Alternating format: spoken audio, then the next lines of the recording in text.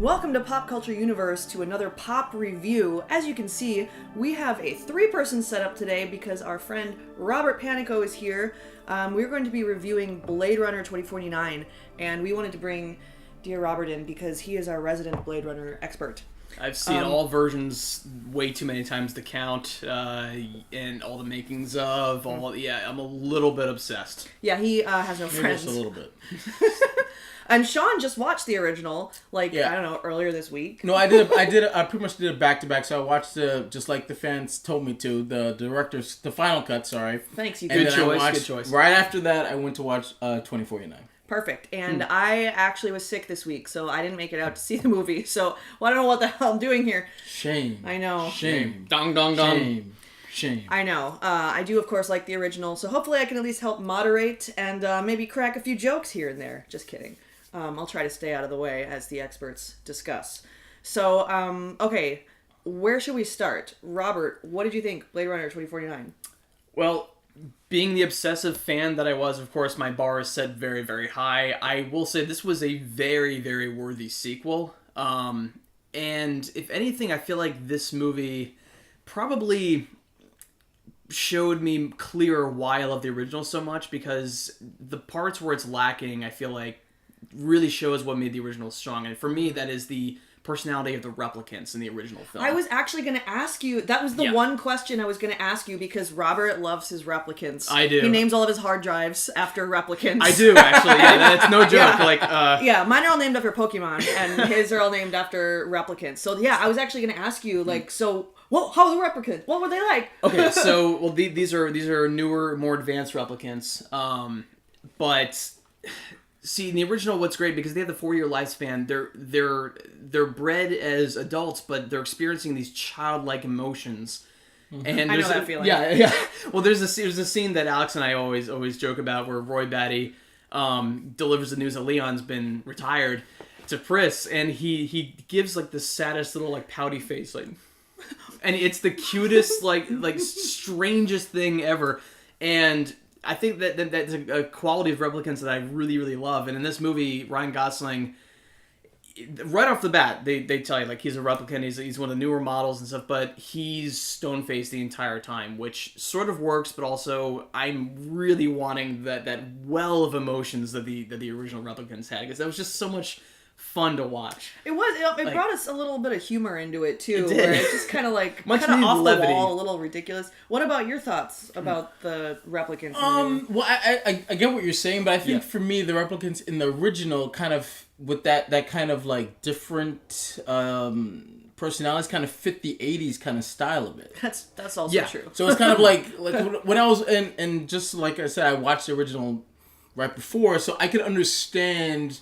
Now watching it, you can see all the references that movies that have come after it. This was made in '82, and just wow.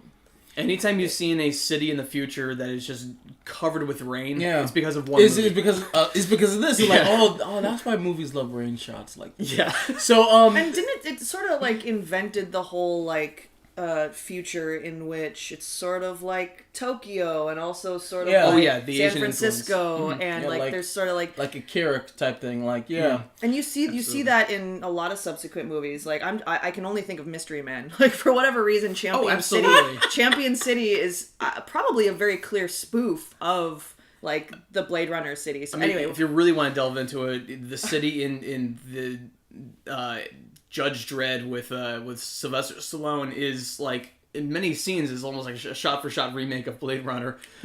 Seeing it now, The Matrix does it. But for me with the replicants now, it makes more sense that they're kind of more stone-faced, because I feel like they would have learned let's not give them as much personality. They're slaves, for crying out loud. Oh yeah. So absolutely. just just all business, just business. So get it done. Total upgrade. Yeah. I need that. I need an upgrade. Don't we all sometimes?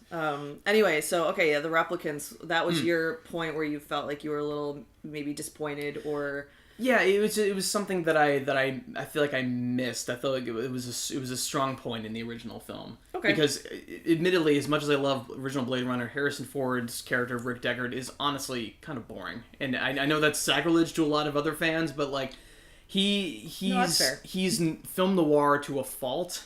I feel like I wanted more. And actually, what's great about this and what's great about Denis Villeneuve is like he really understands actors. Not that Ridley Scott doesn't, but Ridley Scott is so about the technical, the visual, building a world. Yeah. Exactly. Like he often lets actors. His whole philosophy is, I hired you to do a job, do your job, kind of thing. Yeah. Whereas Villeneuve is way more attached to like characters and like how they're internalizing what's going on around them. Like a lot of scenes in his films is just silence with actors just internalizing everything that's happening. The camera just focusing on their faces, and that's a talent of his. That's wonderful. While he's also building these really rich worlds. Absolutely, I would agree with that. Immensely talented director, and he's the perfect choice for this sequel, and he did a fantastic job. Awesome. Really, really great. Cool. Did it feel long? Oh yeah. Yes. It's more of a slow burn than the original one was. Oh, wow. So for a while, just like, all right, let's get going. But I will say, once it does, then you're riveted to it. Yeah. Okay. But it just takes a while to get there. Look, I know I was supposed to see the movie this week, and I still am going to see it, but can we just run through, tell me what happens? Well, that's the thing. I think there's more to unpack plot-wise compared to the original. The original is very simple. You got illegal replicants on Earth, you got to hunt them down one by one, and then he does. Right, okay. In this one, there's a whole mystery to unpack where he's going after Drax from Guardians of the Galaxy. Yes. There is a body that's buried underneath a tree whose body is there. I'm going to figure it out. Wait, this body gave birth. Wait, it's a replicant. How can replicants give birth? It leads to finding this child and stuff. Yeah, it's so interesting, but there's so much to follow. That you unturn one thing and unturns another. Yeah. Oh, wow. Okay, so it's kind of like a little mystery that you never actually get to solve, or no, it's solved, but over like the 3 hours. Yeah. Gotcha. Yeah. Okay, so it's a slow burn. Mm-hmm. Yeah.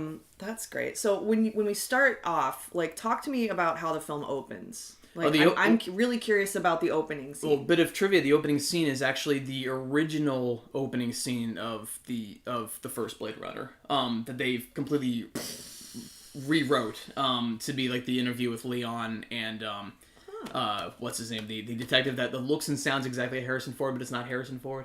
I should know the name off the top of my head, but it's like too early for this review. Ryan Gosling flies over to this farm, which is just visually, it's so interesting. Everything's just kind of like layered in like this thick fog and where are we? LA? It's Northern California. Okay. Yeah. So instantly, like in the very beginning, he's clearly outside of LA and he's looking for something. I'm thinking, oh, is he looking for Deckard? Because he and Rachel go north. I thought they were going to do. Right. Yeah, exactly. But you really don't get to Harrison Ford until like almost 2 hours into the movie. He's it takes a long time to get him. That's another reason it feels long, by the way. Oh, okay, because you're like waiting for Harry. Yeah, where are you, Harry? Because the way the trailer things I thought they were going to be looking for him from the beginning. Exactly. Oh, but yeah, okay. No. Like all this mystery kind of leads to finding Deckard, who's involved. Yeah. And the inciting incident is the body, or he discovers the body under the tree. Like after he has that interaction with Drax, or Dave Bautista, however you want to refer to him as. Basically, he's just taking pictures of the farm, and then when they realize that there's a tree there, and they realize that there's something buried underneath it. Okay. Mm-hmm. So that is kind of pretty much the jumping off point. Okay, so we like the intro. The intro was very strong. It set up a great atmosphere. Just the opening shots are just these close-up inserts of Ryan Gosling's character asleep inside of the car, and it's just like focusing on his hand, like he's asleep. It's on autopilot. Like instantly, I was like, "Oh, we're back! Like we're back in this world, like with the flying cars and everything." I bet you were so excited. Oh, I was ear to ear grin in the first opening few shots, and again, the strength of Villeneuve, he really like focuses on these little set details, much like Ridley Scott did, and it feels like a really lived in future, which I actually want to talk about. It really does. So the technology, now the original movie, I feel like some of the technology, obviously, we don't have flying cars, unfortunately. But sadly, if there was one thing I feel like the original predicted, it's the use of VCR and DVD players. Like when he's analyzing that photograph and he's like, the famous enhance scene. They almost predicted like us going through movies shot by shot, because I used to do that as a kid. It was like pause and like look at like details of movies and stuff. So like in a way they almost predicted like the home theater system, but just in a really strange way. In this, Gosling's character has this AI hologram that he is basically his like fake housewife, that he slowly throughout the course of the movie you realize like how he's like so attached to. Like it's his one emotional attachment is this hologram. It's a whole major character that they kind of hid in the trailer, which is interesting. But the technology, like he eventually he's like, I have a present for you, my dear hologram. This is kind of spoilers, sort of. It's fine. Spoiler review. It's fine. But like he has this little bar, and he's like, it's kind of like her, or he's like, now I can put you, I can carry you around with me and show you the whole world, and like her hologram comes out of this device.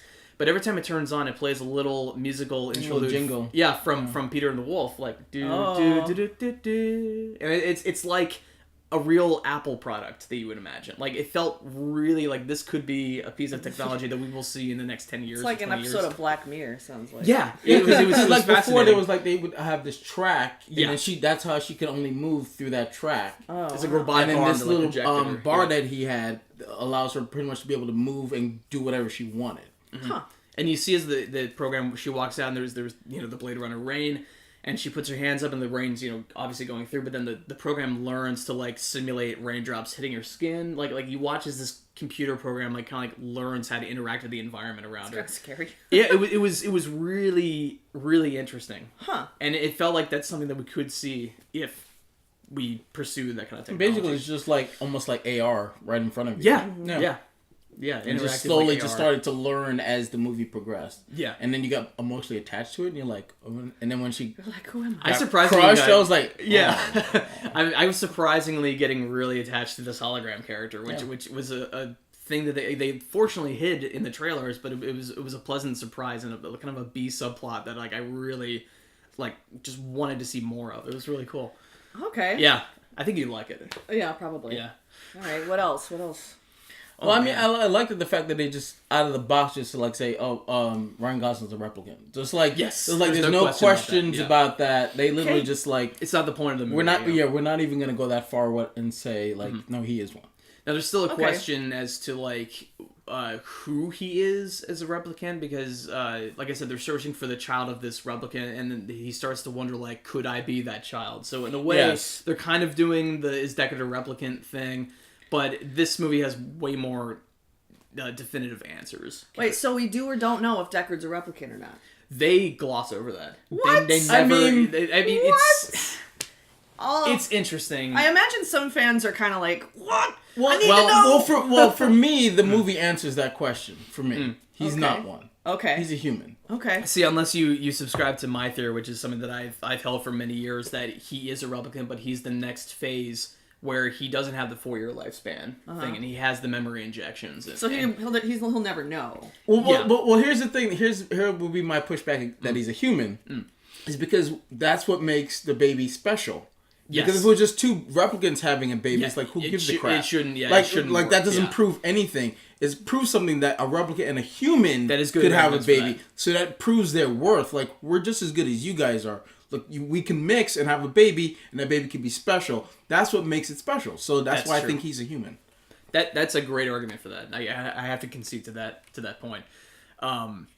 So I'll just leave now. Yeah. Bye, Sean. Thanks drop. for that. But Okay, well, because I feel like there's probably a lot of fans out there who are sort of like waiting for that, you know? Like, I don't Sort of, know, but I never it's not the felt point, that he was a yeah. replicant even in watching the original. Like, not knowing It's really much interesting. anything, the movie doesn't seem like Well- it left it unknown, but I never got the sense, like, oh, he's a replicant watching the original. I never it's did. all because Ridley Scott put a shot of a unicorn daydream into his movie. That one shot is what made everyone freak out. And that's a director's cut edition. So yeah, and the whole also unicorn. remember, original fans have had decades to sort I of suppose. to like argue, think yeah. about it and to talk about it and to pick it apart, and you know, where you had like, I don't know, 3 days. I just watched it. I'm just like, for me, like I said, I just never got that feeling that he was a replicant. That's just me, the way he was ordering Sean Young around. Like, that's a human telling a robot what to do. So, That is still the most awkward. See, actually, let's talk That about is Sean very- Young because they went full Rogue One on us and have a CGI young Sean Yes. young Sean Young. Stop doing that! Well, no, I will say, first of all, it's probably the best looking. She's in it CGI like for like revelation, but she's in 2 there for minutes. even that. if that, like maybe like 30 seconds or something, and it's just to kind of weird like so Jared Leto's character, who by the way Jared Leto turns in a really strong performance in for this, barely like, being in the movie for himself. barely being in the movie himself. Yeah, he's fantastic. But he brings out young Sean Young to Harrison Ford. Acting. And yeah, exactly. Yeah, he actually blinded himself. I know. This is like, But yeah, he brings out a young Sean Young, and he's just like, see, like I can recreate her, and it's a really convincing looking CGI thing. But then, like again, it comes down to the point of like, what was the point of that other than just pure fan service? To be like, look, she's back, and also because probably they don't want to work with Sean Young because she has a history of being a little crazy. Do you know what she did with, right? She really wanted to be in 1989 Batman, and she stalked Tim Burton begging to be who eventually Kim Basinger picked. I think I heard of this. well, no, she was cast in that movie. That she got hurt doing a horse scene or something, and then she couldn't do it, and then eventually that horse scene went away, obviously, and then they hired Kim Basinger. So. Oh god. And yeah, she gave Tim Burton so much grief for like a long time. That's what messed him up. That's why Tim's all like, Who knows? Yeah. your fault. So basically, yeah. Deckard and Sean Young's character, they basically had a baby, and then Deckard didn't want them being hunted, so he kind of like took himself out of the scenario, Yep. and they hid the baby, which he never seen, had no contact with, didn't know where he or she was, so he kind of put himself in seclusion a little bit. I kind of left him in the Gotcha. care of, I guess, Dave Bautista. Yeah. Like who? Yeah. Interesting caretaker. Yeah. Well, big guy. Like he's Yeah. It's like I'm her protector. I want him to bring me tea in the morning. Dave Bautista, just like Well, here's your tea. He looked more like very more of a mellow character than he's used to playing. So Oh, it definitely was not Drax. No. Complete opposite. or of Mr. Drax. Fix from like the James Bond movie. So Yes. he was very mellow. He only's like, I'll only fight if you fight me. This is what kind of vibe he gave off. He wasn't in the movie, obviously. He was only in it for that opening scene. Great opening scene. Yeah. It's really, really strong. Yeah. Okay. What else? I mean, you guys seem to think that it's good. It's very, No, very it's good. very good. Awesome. I do want to see it again because there's a few plot points I'm still a little hazy on. Like, what's her name? I keep wanting to call these actors by their character names, but Claire Underwood from Robin Wright. Sorry, Yeah. Robin Wright's character. Like she, I can't tell if she knows everything or she doesn't know or like knows some things, but like her character is very confusing for me. I feel like it's only there to kind of like keep the mystery muddled for Ryan Gosling. True. Like and that's the one character where I'm just kind of like, oh, I kind of wish that character didn't exist because it would just be a little more streamlined. As much as I love Robin Wright, it just there's something about that character that almost just felt like it was meant to be like a mental obstacle for the plot and like conflict for the sake of conflict. Kind of, yeah, almost. and she's a benevolent character, and she's it's again all the performances are wonderfully acted in this Absolutely. movie. Everyone is great, and she's amazing as always. But like there was a point where I was kind of like, why were you in this movie? Well, I mean, Like- for me, she's there to make sure Ryan stays on the level. Yeah, and that's And the more the movie progresses, he starts to like move off that because deviate, the yeah, way the yeah. movie presents it to us is that he's the best new Yeah. Blade Runner. but he's also and- very controlled. Yeah, by he's it, very like give me a task, do the task. Give me a task, do the task. But as the movie progresses, because he thinks he's Deckard's son, he starts to kind of go off beat a little bit. And then Robin Wright's characters are like, no, like, come on. You have a job to do. It's almost like if your iPhone started texting your friends without you doing it. It's like, what are you doing? Like, stop it! You're a machine. Do what you're supposed to do. Isn't that what happens in the Emoji Movie? Is it? I wouldn't know. I'm never gonna see that thing. I kind of want to. No, you don't. I don't Just, think so. you know, I ban you. I just want to like I ban drink you. a bottle of wine and watch the ban Emoji you. Movie. You'll need Ben more from than that. you'll need a bottle of gin to get. You'll through need one that. of those little like big box wines. You'll find me dead the next morning. Like, what happened to Alex? Oh no, Death she by watched the Emoji Emoji Movie. Death by emoji. We warned her. Oh man. Anyway. What a Okay. world we live in. You can get a wonderful Blade Runner sequel and the Emoji Movie in the same year.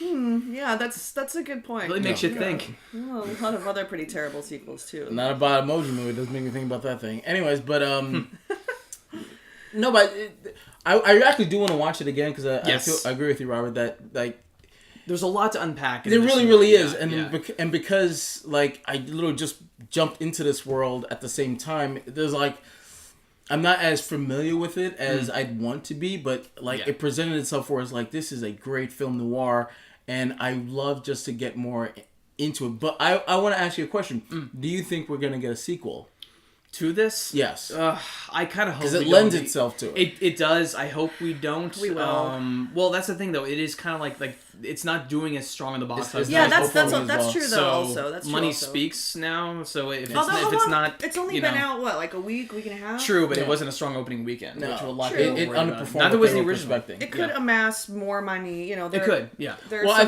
think the running time is a little scary for people. It's a long yeah. it's a long movie, and it feels that way too, especially like the Right. first half of it. Oh yeah. And not everybody has seen the original, and so No. it's kind of hard to Yeah. draw people in. And you're kind of like, what is this? Why is And it a- so long? You know what I mean? Yeah, and a lot of people jumping into the first film, you know, admittedly, as strong as a fan as I am, it took me 5 watches to fall in love with the movie. The first 4 watches, I was very lukewarm, and I didn't, like, I understood it from a craft point of view of why it's considered brilliant, but, like, as a experience, I wasn't, couldn't quite. yeah, I wasn't quite emotionally attached. It's something about the 5th viewing just clicked, and suddenly I was like, oh, I get it. I don't know what it is, but I just suddenly got it.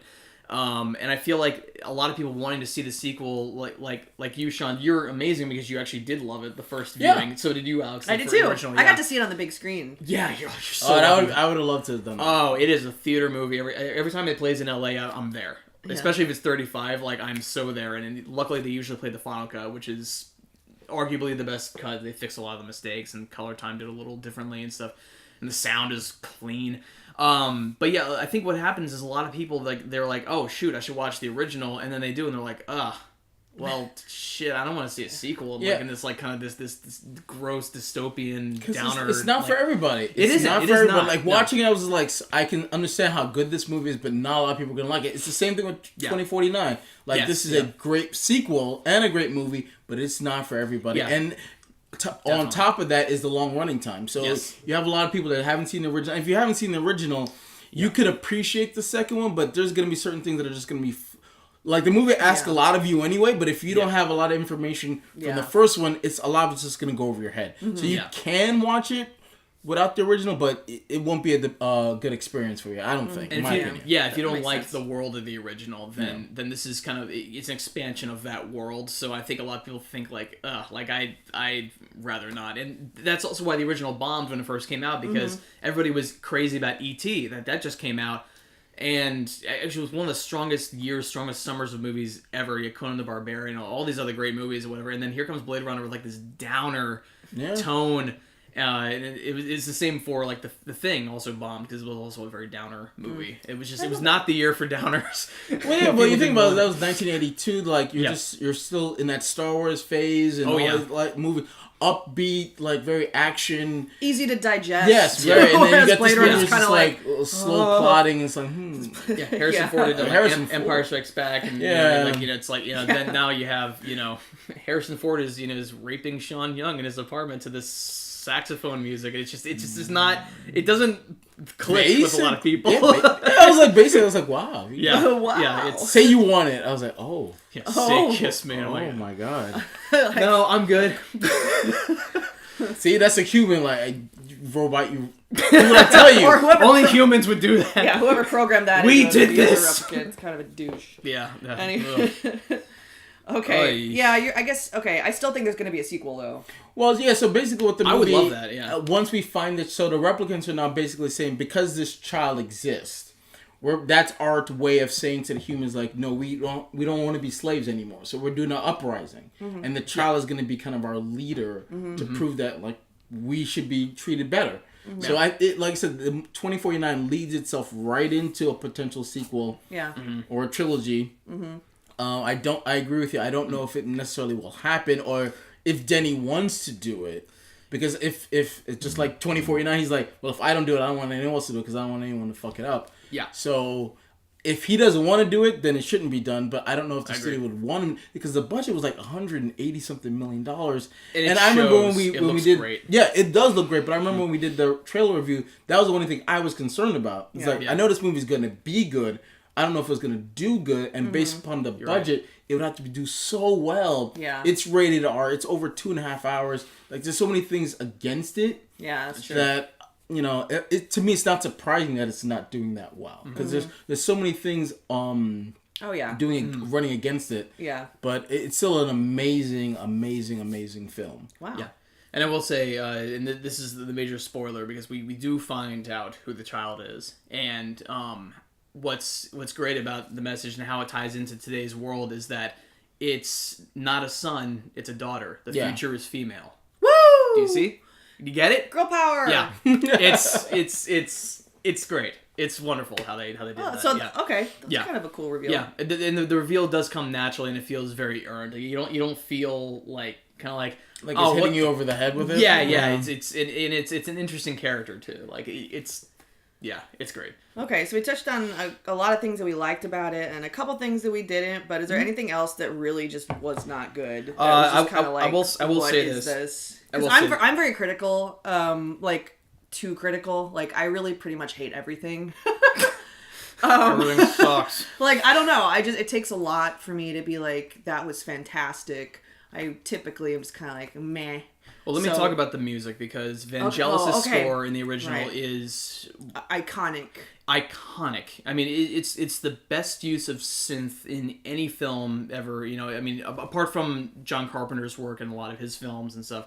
But Vangelis just has a distinct sound, and like these high pitched synth notes that kind of pitch bend down. It's beautiful. It's very spacey. Yeah. And remember we used to listen to that when it was raining, and yes, you would just sit and just listen to the album. You just listen to the rain and listen to this album. But what's also wonderful is he wrote a bunch of music ancillary to that, and the whole album, most of it is not in the film, but he wrote it so they can blast it over speakers while they shot a lot of the street scenes in the original, just to kind of give real atmosphere. Yeah. I mean, Vangelis just went nuts writing the score.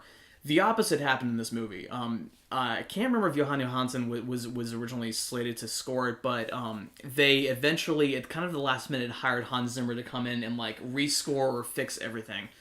And here's the thing about Hans. Hans is a wonderful minimalist composer. He knows how to do the exact right thing for specific movies, and they work for Chris Nolan films and stuff. But the score just didn't stand out. It was he went for the dark tone. He did a lot of the brrms kind of come back in this one, but it's digital. And the only melodic piece we really get is he just note for note did the Tears in the Rain music at the very end of the film. And it was just missed opportunity there. Missed opportunity. Had he been involved earlier, I feel like it would have been better. But also, just as a general note, and I know Hans Zimmer is going to hear me and listen to me right now, but Hans... We know you're watching, Hans. We know you're watching. You're one of the most talented composers right now, but I feel like you're being split between scoring films and doing your tour. Just stick with your tour. Because, you're great at that, and I feel like your scores are suffering. It's got to be one or the other, man. Yeah, man. Looking at you. He totally is. I think the score, I agree with you. The score in the original is better. I actually heard the score before I saw the movie. But for me, the score in the second one would have been more impactful if the first one didn't exist. I think when you want to set the bar so high. If you want to compare the two, the original is going to knock it out 10 times out of 10. But the score in the second one just felt very malign. It's true, but that's why there's certain parts where it hit hard and then just was yeah, I don't know. But then there's a part of me that's thinking why wouldn't you hire a music artist like Daft Punk or M83 to come in and score this film? That's true. Because hiring Daft Punk for Tron Legacy, I think, saved that movie from being a complete piece of shit. I love that movie, by the way. For some weird reason, I can't not piece like of shit, that but movie. I love it. It's overly complicated. That's a discussion for another day. That's another review. But the score is very strong, and there's a part of me that's thinking why wouldn't you get a music artist that is just entrenched in synth work, because they understand. Even somebody like Junkie XL, or Tom Holkenborg, the guy who did Mad Max, his whole studio setup is all Moog synthesizers, analog tubes and stuff. I mean, that guy when he has more than a couple of months to write a score, he produces some great work. Mad Max, he had like over a year to write that score. And I love to see. I'm very curious what he could have done, or somebody in that vein. Okay, so it was a missed opportunity with the music, is what you're saying. Absolutely, yeah. Yeah, that's too bad. Yeah, well, which aids in world building. Oh, and it's absolutely. It's such a distinct thing about the original that I would just love to have seen done. Yeah, of course. Okay, so that was the one thing that you were super disappointed in. Is there anything very much, yeah. for you? I feel like the movie was being long for long's sake. Like it could have been, that movie could have easily been like a 2 hour 20-minute movie, 2 hour 15-minute movie, but it plodded along for so long in the beginning. Yeah.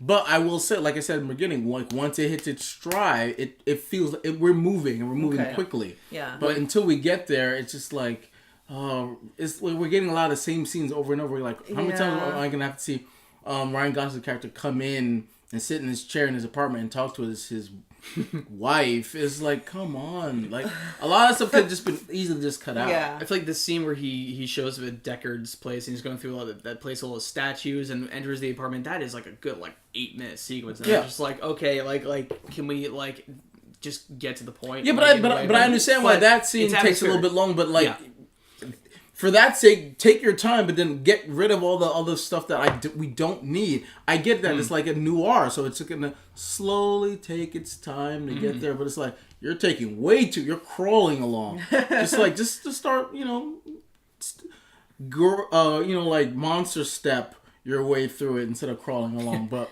I mean, that's my only critique, really, is that it just felt like it was long for long's sake. Yeah, and maybe, they just felt like they had to hit home that initial aesthetic of, the atmosphere and, letting you soak it in, maybe, that type of thing. No, you get the world, from the get-go. You get that we're back in this world. I get Ryan Gosling's character, which is Kay. I get him. Or Joe. He Joe? knows himself, yeah. Yeah, that's what he calls himself, but they call him Kay. I get him, and I get the world that he's in right away. So after a while, it just feels like, all right, you're kind of, I don't want to use the word hitting me over the head with it, but just I get it. I get who he is. I get where we are. Just get me to Deckard already, because once we get there, the movie just takes off. Okay. It just takes us a long time to figure out all right, where are the bones? All right, who bones? And then I gotta go here, and then I gotta go there to figure out that I need to go here, and then there, and then Deckard. Oh, that reminds me of how I live my life. It's sort of wait a minute, where am I going? What am I doing? It's the longest. Another clue. It's the longest side quest mission in the history of cinema. Wow. Well, I guess if you look at it that way, then that's kind of cool. Okay, so is there anything else before we... Yeah, what... There was another interesting cameo, but Gaff from the original does show up, in a retirement home, and it's also played by... why can't I remember actors' names? Battlestar Galactica, fucking... Still too early. It's still too early. Anyway, Gaff shows up and he makes another piece of origami for Ryan Gosling, and it's just and it was Is cool. it a unicorn?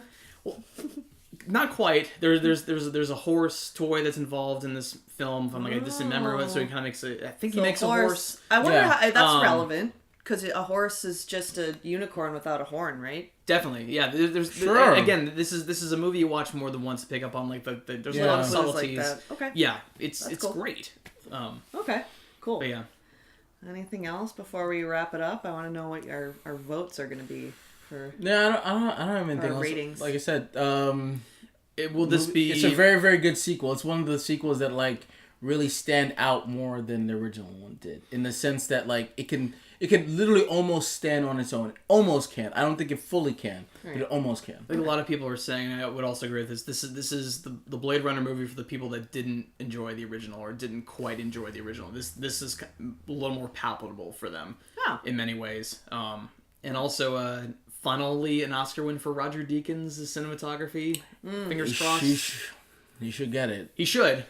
It's either that or he's going to be 95 and he just makes some finely shot movie and they just toss it to him. He's going to die soon. Better late than never. No, it could be like the Leonardo. It's too bad he won't live. Syndrome. Just eventually, just take it. Just take it. It's too bad he won't live. But then again, who does? That's great. Let's just sit here and quote for the rest of the... No, all these sequels will be lost in time, like trolls in 4chan. Like trolls in 4chan. Close enough. I don't know why my mind just went there. Which is why I okay, so we're gonna do a 1 through 10, and why don't we do raindrops? How many raindrops out of 10 would you give Blade Runner 2049? I'll let our guest go first. I'm gonna say like 8 raindrops and like a half drop. 8.5. 8.5 raindrops. Yeah. Okay. A very worthy sequel with that can be a little clunky sometimes, but like, man, it was made as you're supposed to make a sequel, especially to do a film that's not only set the bar this high, but it's so difficult to follow up. That's I mean, like, great to hear. Yeah. It's a worthy sequel, absolutely. Awesome. So 8 raindrops and maybe like a little bit of mist, like some fog, maybe. 8 raindrops and a tear. There you go. Okay. All right. I don't know how to quantify that, but I don't know how to qualify that. You have to be a replicant to get it. What are you trying to tell me? He didn't know. Yeah. He didn't know until now. Okay. I would say I'm gonna give it a little bit less of a score. I'm gonna give it an 8. Okay. But I would actually give just straight up 8. But I would give the original a 9. I like the original a lot more than I like this one. That's great. Yeah. That's good. Well, the final cut original. That's the only version I've seen. That's probably the only version I'll ever see. Because I don't need to hear that voiceover that we were talking about. I don't need to hear it. I recommend hearing it, see it just so you can see how bad it was when it was released. Yeah, I've watched. Maybe I will just watch that. And it's not even like really like parts. bad. It's different, but it like in a I prefer the final cut. I don't know. You're welcome, fans. It was a little cringeworthy. Yeah, thank you, fans, for recommending that. By the way. Yes. It's cringeworthy because Harrison Ford put 0 effort into the voiceover, hoping they wouldn't use it, and the studio said, "No, we're using it anyway." Just to spite him. Ugh, it's bad. All right, well, I can't judge because I haven't seen it, so I have no raindrops. It's only tears. Tears of sadness that you haven't seen it yet because I was sick this week. But hopefully my movie pass is coming in the mail, so you know. Yeah. Okay. Well, great. Thank you for joining us for this review. Let us know what you guys think. If you're a fan of the original, comment below. If you're not a fan of the original and maybe you saw this new one, I'm kind of curious to know what people might have... I wonder... I mean, there's got to be people who have seen this one without seeing the original. So if that's you, let us know what you think. You know who you are. Yeah, you know who you are. Hans Zimmer. What? Well, he's still watching. I'm pretty sure he saw the original. I don't know. Maybe not. You don't know that. Wouldn't that be a trip? I scored a movie without seeing or hearing any of the original. Like, sure, Vangelis, yeah. I'm pretty sure, yes. Das ist gut. I don't know. Good enough. Das ist gut enough. Das ist gut enough. Oh, I hope he is watching. Anyway, okay, yes, please like, comment, subscribe. We do stuff like this all the time. Be sure to stay tuned. Thank you to our guest, Robert. Thank you. A Blade Runner expert. You'll see some more of him down the line. And obviously some more of us. I'm Alex. I'm Sean. And once again, I'm Robert. He is. And we'll see you next time here on Pop Culture Universe. Get off my Blade Runner.